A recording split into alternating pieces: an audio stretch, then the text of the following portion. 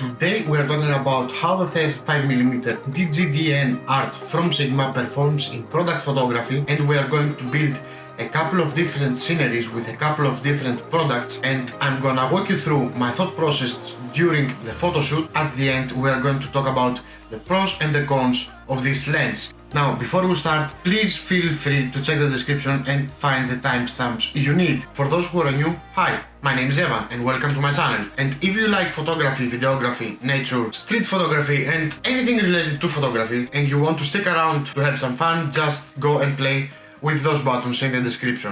For those who are not new, probably you've noticed some changes, and one of those is the background. And yes, we are not on our usual space because this is 1,734 kilometers away.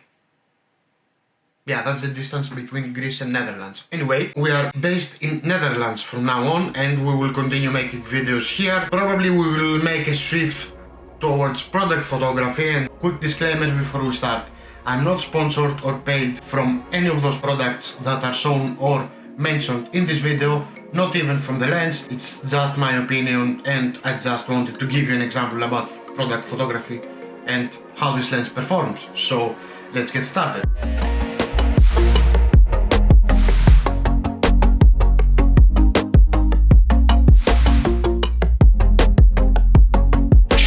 Okay, as you can see, I have my main setup here, all the products together.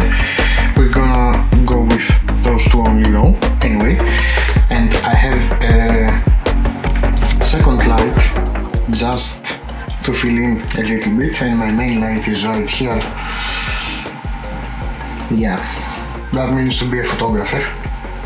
If you focus, yeah, that. And a little bit of energy here. So I have also this small diffusion right here because I don't want to have any hard shadows. I already have hard shadows even like this. We will get going as it is. Here is some test shots with this exactly setup. If anything changes, you will be notified in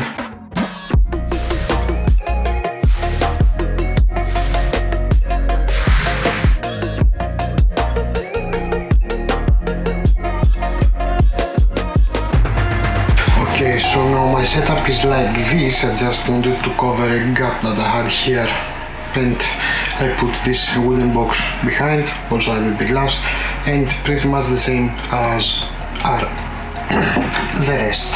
Chill out. So yeah, the only changes is this box and the glass, nothing else.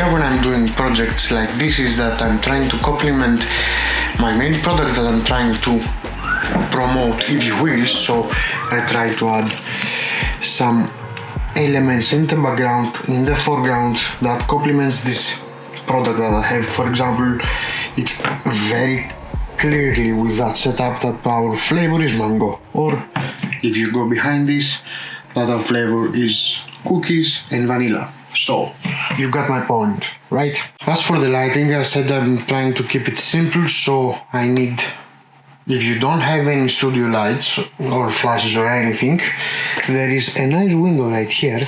So, just move all this setup from here to there, and you are all set.